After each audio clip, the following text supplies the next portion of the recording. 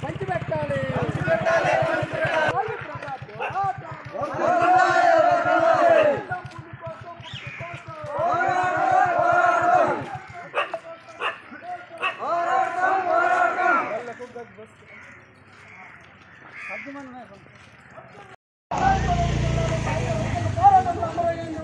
అందరికీ జోహార్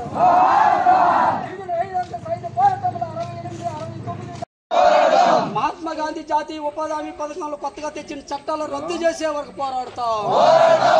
మహాత్మా గాంధీ జాతీయ ఉపాధి హామీ పథకంలో కొత్త మార్పులు తెచ్చి రద్దు చేసే వెంకటాపు ఆదిపట్ల కైలేశం